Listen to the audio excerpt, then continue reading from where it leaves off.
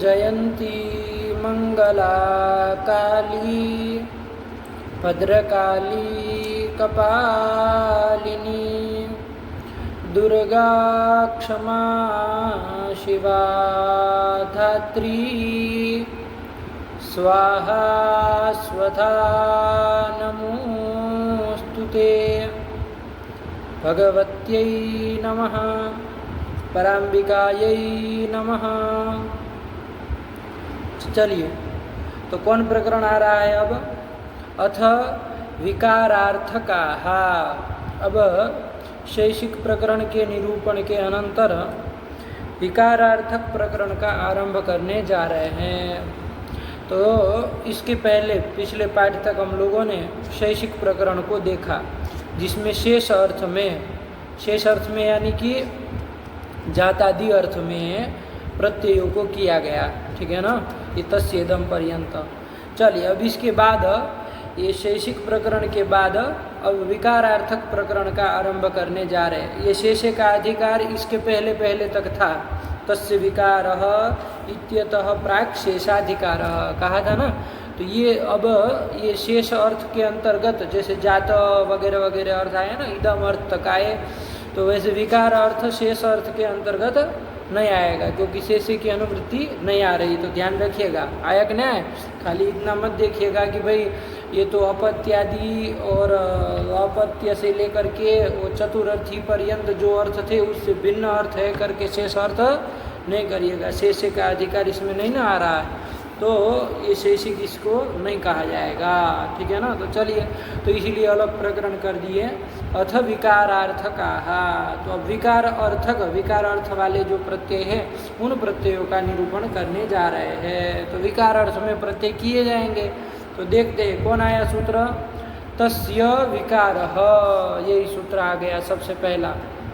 तो दो पद हैं, तस्य इति लुप्त पंचमी कम पदम विकारः इति प्रथमैक वचनांतम। तो षष्ठ्यंत का अनुकरण है तस्य, तो कर लो, षष्ठ्यंतात् प्रातिपदिकात् विकारः इति अर्थे अणवास्यात्, यही इसका शुद्ध अर्थ होगा, ठीक हुआ। चलिए, वही लिखे होंगे, देखो 3 नंबर टिप्पणी में देखिए, मूल में तो वृत्ति नहीं लिखे हैं।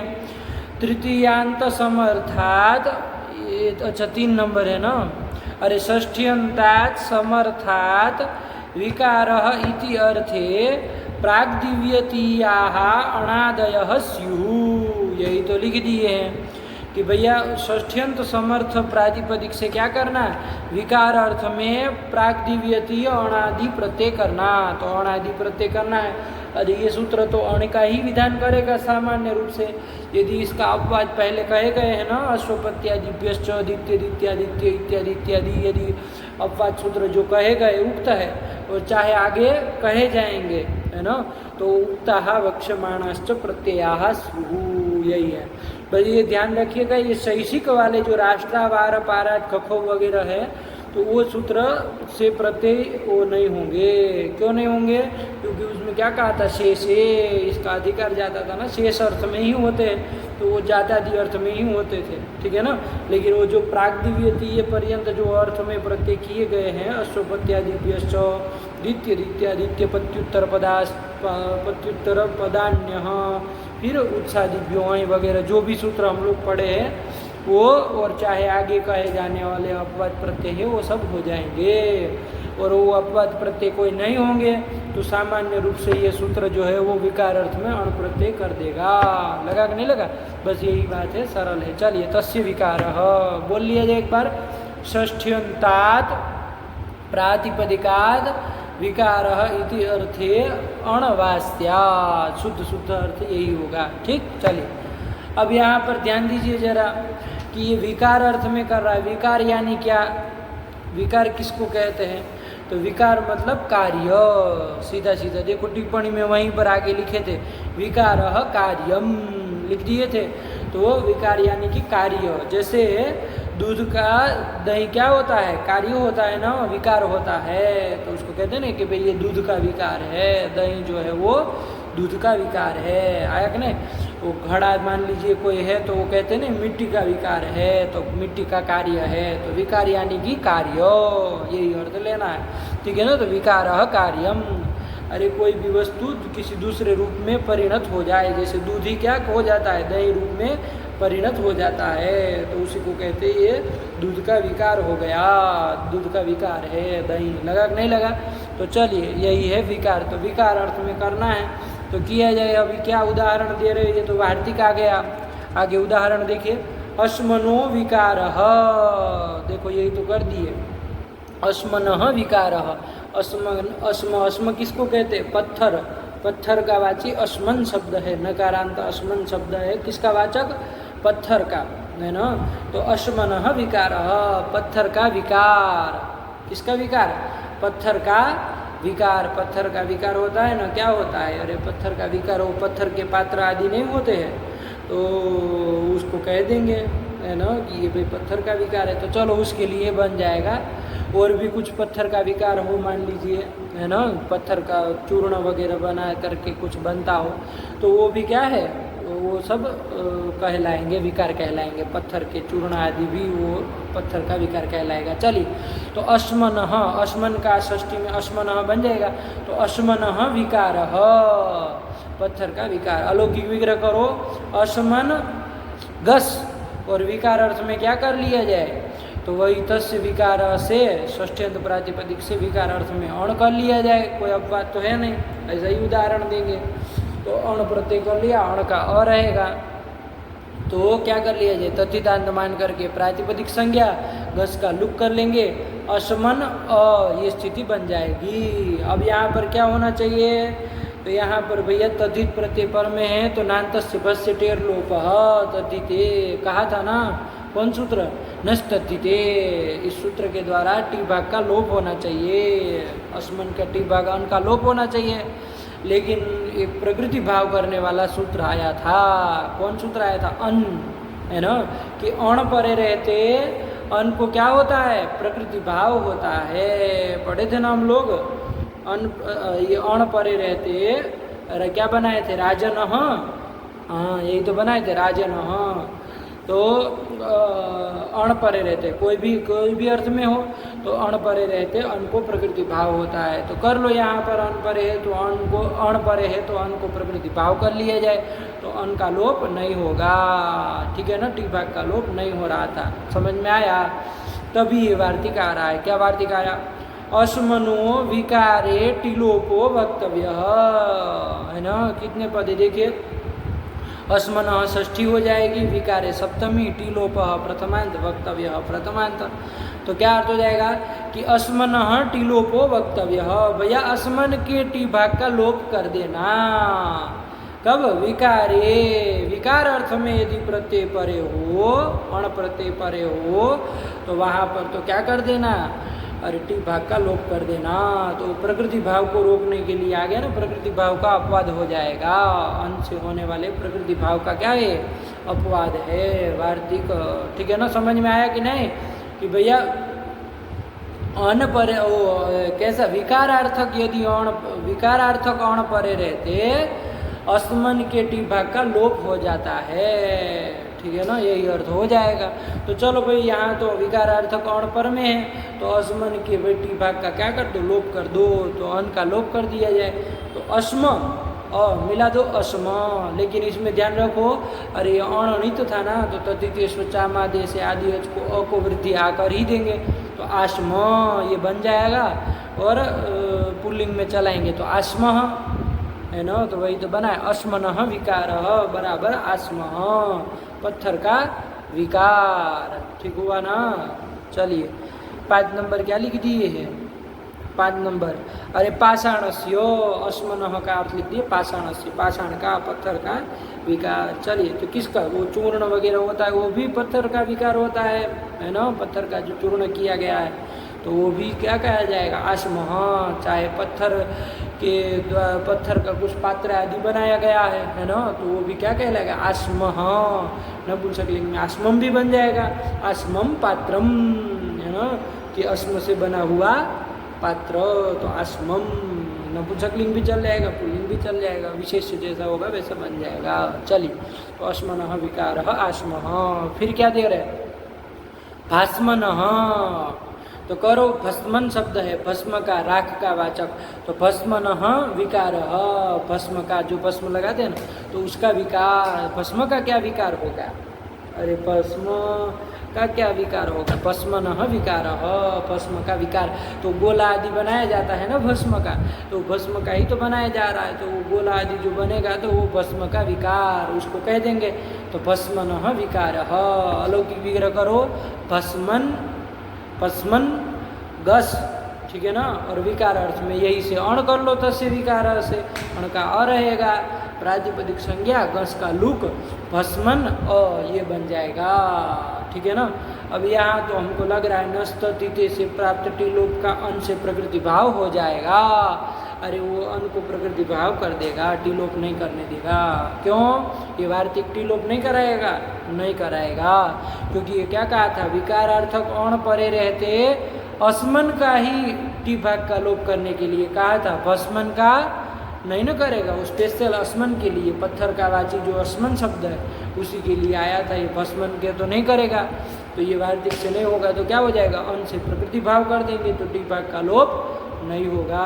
तो क्या कर देंगे, अरे आदि अच को वृद्धि गौण वर्णित होने के कारण कर लेंगे, तो भास्म न और शुरू तो विसर्ग भास्म न, भस्म का विकार है ना, भस्म का कार्य कुछ है तो उसको कहेंगे भास्म न, तो वही गोले आदि का नाम हो जाएगा भास्म न।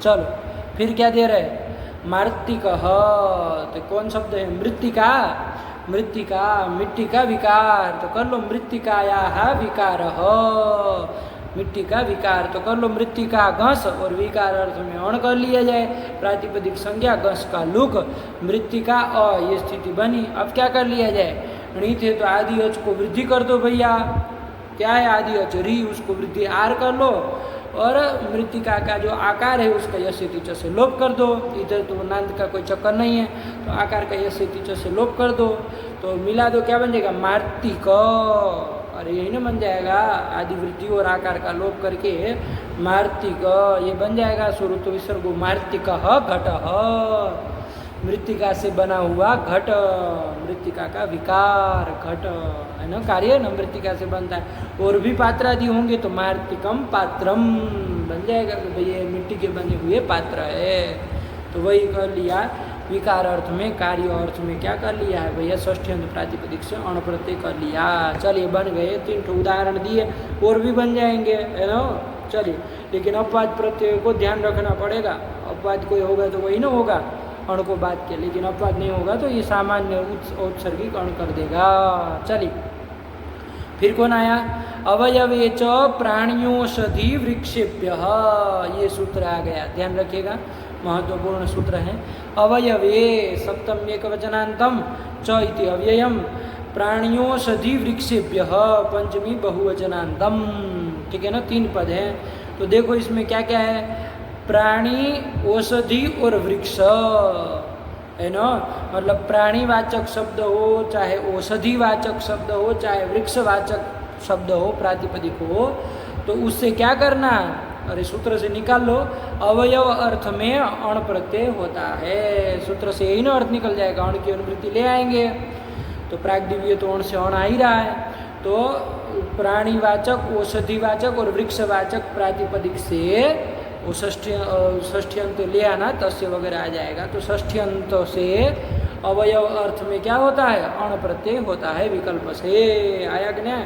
लेकिन च ग्रहण किए हैं, चकार का अवयवे च, अवयव अर्थ में भी, तो और कोई अर्थ में भी होगा, तो कौन अर्थ में, तो विकार अर्थ में भी हो जाएगा, चकार ग्रहण करने से, चाद विकारे, चकार ग्रहण करने से विकार अर्थ में भी हो जाएगा, आया कि नहीं, वरना चकार ग्रहण नहीं करते तो अवयव अर्थ में ही हो पाता, लेकिन चकार कह दिए तो विकार में भी हो जाएगा। चलिए, तो वही दोनों अर्थों में हो जाएगा, ध्यान रखिएगा, लगा ना, उस तस्य विकार आ जाएगा, तो कर लेना, प्राणियोषधि वृक्षेभ्य षष्ठ्यंतेभ्य प्रातिपदिकेभ्य अवयवे विकारे च अर्थे, है ना, अणवास्यात्, यही तो बन जाएगा। 7 नंबर देखिए क्या लिखा, षष्ठ्यंतेभ्य प्राणियोषधि वृक्षेभ्य अवयवे विकारे च अणादयः स्युः, दोनों अर्थों में कर दे रहा है और कुछ नहीं है, सरल है। अवयव अर्थ, अवयव होता है ना, जैसे हाथ पैर आदि, मुंह गर्दन वगैरह, ये सब क्या होते हैं, शरीर अवयव होते हैं, अंग होते हैं, तो उस अर्थ में भी हो जाएगा। चलिए तो सरल है। देखिए उदाहरण, तो अब तीनों का क्रम से दे रहे, प्राणी का, औषधि का और वृक्ष का। तो प्राणीवाचक का उदाहरण दे रहे, तो उससे करना है, तो क्या दे रहे, मयूरस्य अवयवः विकारः वा, कि मयूर का अवयव अथवा विकार, वा जोड़ दिए ना, दोनों अर्थों में करना है, तो कोई अर्थ में करिए, चाहे अवयव अर्थ में करिए, चाहे विकार अर्थ में करिए। तो चलिए अलग अलग भी बोल दे सकते हैं, मयूरस्य अवयवः, चाहे मयूरस्य विकारः, आया ना। मयूर कहते हैं मोर को, तो मोर का अवयव, जैसे मोर का अवयव क्या होता है, उसका पैर, उसके पंख, गर्दन, सर, ये सब क्या हो जाएंगे, उसके अवयव हो जाएंगे। तो मयूरस्य अवयवः आया कि नहीं। चाहे मयूरस्य विकारः, मयूर का विकार, तो मयूर का विकार क्या होगा, ध्यान रखिएगा। अवयव तो ये सब हो गए, पैर पंख आदि सब अवयव हो गए, लेकिन ये क्या होगा, अरे विकार क्या होगा उसका, मयूर का विकार क्या होता है भाई, अरे दूध से जैसे दही होता है, मयूर का क्या बन, तो ये मांस आदि, मान लीजिए कोई खाते हैं ना मांसाहारी लोग, तो उनका मांस वगैरह कुछ होता है, तो उसको कह देंगे। तो दोनों कर सकते हैं, अवयव अर्थ में चाहे विकार अर्थ में। तो चलो साथ ही में करेंगे, प्रक्रिया तो वही रहेगी, चाहे कोई अर्थ में प्रत्यय करो। मयूरस्य अवयवः विकारः वा, अवयवो विकारो वा संधि करके लिख दिए। तो करो, मयूर गस और अवयव चाहे विकार अर्थ में क्या कर लिया जाए, अण प्रत्यय कर लिया जाए, क्योंकि ये मयूर क्या है, प्राणीवाचक शब्द है ना, प्राणीवाचक है, तो भैया अण कर लो। किस सूत्र से, अवयवे च प्राणियोषधि वृक्षेभ्यः, इसी से अण कर लिया जाए। अण का अ रहेगा, गस का लुक कर ही देंगे, आदि अच को वृद्धि कर ही देंगे, अकार का यस्य च से लोप कर देंगे, तो मायूरः ये बन जाएगा, है ना। किसका नाम हो जाएगा, तो मयूर के जो अंग होंगे, मोर के जो अंग उसको भी कहेंगे मायूरः, पैर आदि हो जाएंगे। और मयूरस्य विकारः भी मायूरः, तो मयूर का बना हुआ मांस आदि मान लीजिए कुछ है, तो उसको भी कहेंगे मायूरः, है ना, विकार अर्थ में भी हो जाता है, तो मायूरः। तो दोनों कर सकते हैं, तो वही लिखे, मयूरस्य अवयवो विकारो वा मायूरः, ठीक हुआ।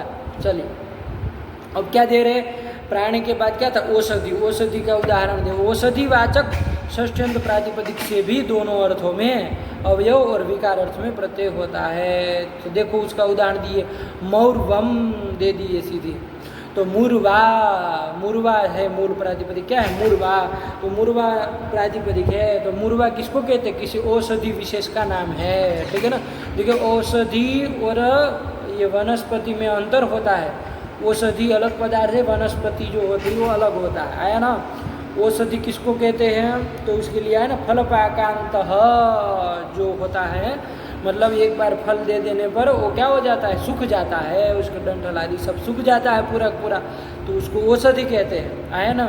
लेकिन वनस्पति किसको कहते हैं, कि जो फल आदि देने पर भी जो सूखता नहीं है, वैसे बना रहता है, तो उसको कहते हैं वनस्पति। तो थोड़ा अंतर होता है उसमें, तो ये करिएगा। तो चलिए, तो मुर्वा नाम की कोई औषधि विशेष का नाम है, तो मुर्वायाः किस अर्थ में करना है, अरे दोनों अर्थ में, अवयवः चाहे विकार, मुर्वा नाम की औषधि है, उसका अवयव, अवयव क्या होगा उसका अवयव, अरे उसके डंठल आदि कुछ पत्ते पत्ते या डंठल आदि होंगे, वो सब क्या हो जाएंगे, उसका अवयव हो जाएंगे।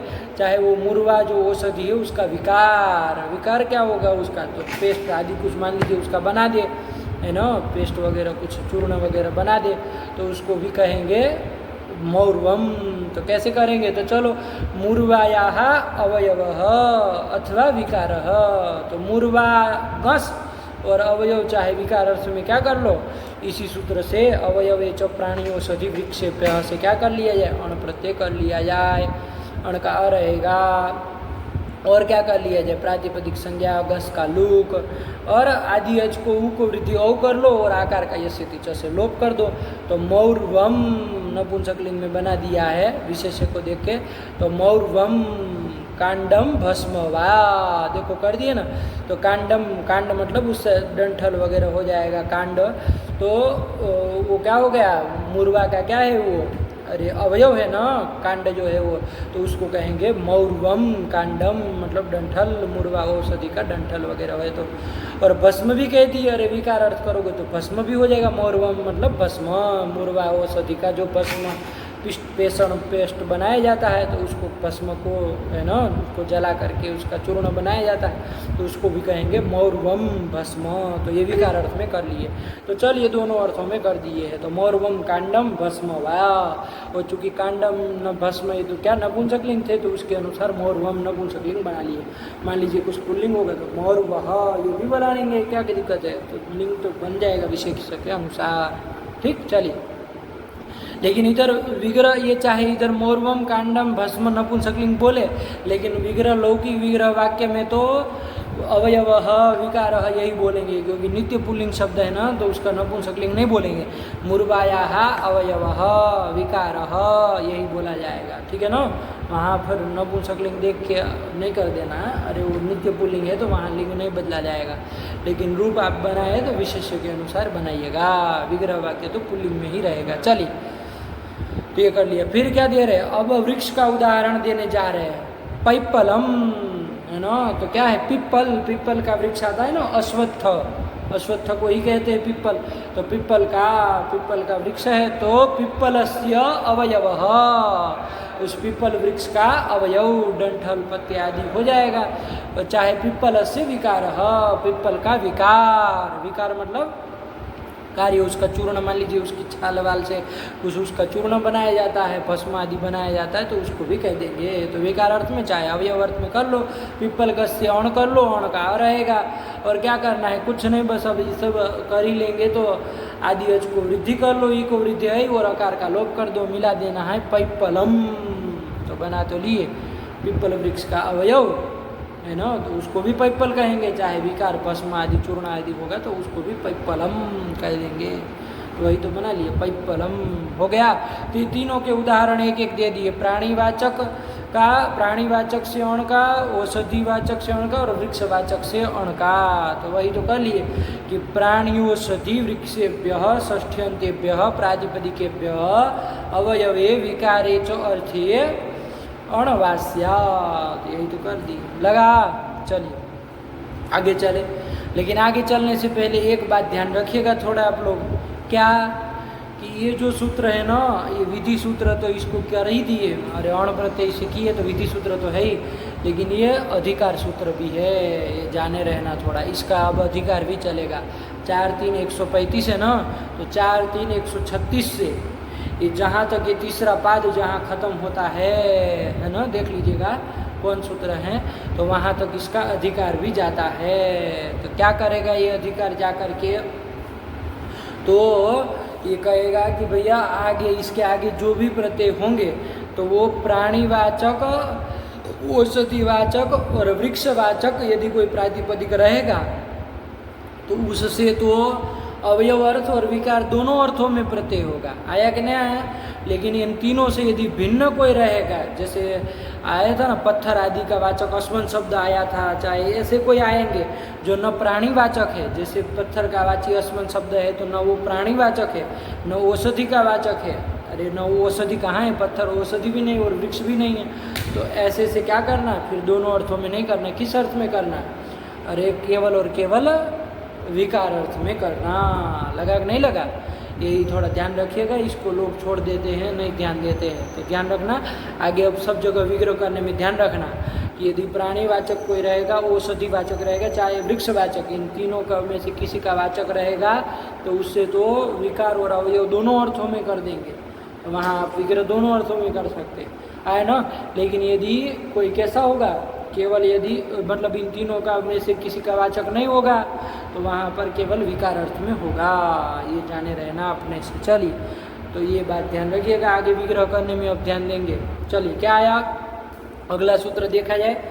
मयड वैतयोर भाषायाम भक्ष्याच्छादनयोः, यही तो आ गया है ना। 4 3 143। चलिए, कितने पदे देखो, सरल सूत्र हैं, देखने में लगता है क्या है लेकिन सरल है। देखो, मयट इति प्रथमैक वचनांतम है ना, मयट प्रत्यय करने वाला सूत्र है।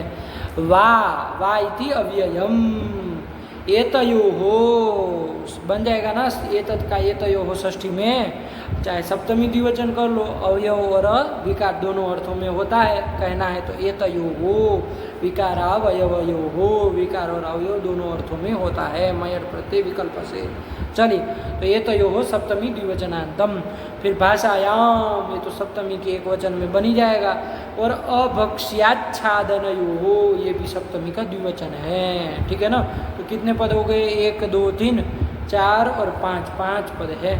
तो चलो देखा जाए, तो मय सूत्र से निकाल लो, मयट प्रत्यय विकल्प से होता है, किससे, किस अर्थ में होता है, तो एतयोहो मतलब विकार और अवयव अर्थ में होता है ना। भाषायाम मतलब लोक में होता है, वेद में नहीं होता है, भाषा में ही होता है। और क्या कहा है, अभक्ष्याच्छादनयोहो, है ना। चलो तो अर्थ देखते हैं, उसको बनाया जाए, वृत्ति देखिए क्या लिखे। अब किससे हो रहा है, तो यहाँ तो नहीं कहे हैं कोई किसी प्रातिपदिक से करना, तो वही लिख रहा है प्रकृति मात्रा, है ना। क्या लिख दिए, प्रकृति मात्रा। अरे यहाँ नहीं ना कह रहे कि इसी प्राणीवाचक से ही करना, कि वो सदिवाचक से ही करना, ये नहीं कह रहे।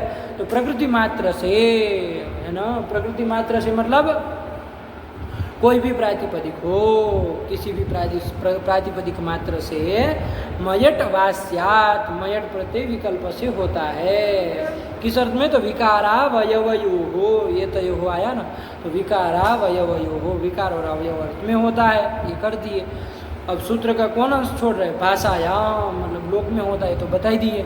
और भी छोड़ रहे, अभक्ष्याच्छादनयोहो, क्या मतलब है इसका, तो इसका ध्यान रखना है कि ये मयट प्रत्यय कब होगा, जब भक्ष्य और आच्छादन अर्थ गम्यमान नहीं होगा, तभी होगा। अभक्ष्याच्छादनयोहो मतलब भक्ष्य पदार्थ वो नहीं होना चाहिए, और आच्छादन मतलब ढकने वाला पदार्थ भी वो नहीं होना, खाने वाला पदार्थ भी नहीं होना चाहिए, और ढकने वाला कोई चादर पर्दा आदि भी उस अर्थ गम्यमान नहीं होना चाहिए, तभी होगा, ठीक है ना। चलिए उदाहरण देखें तो समझ में आएगा।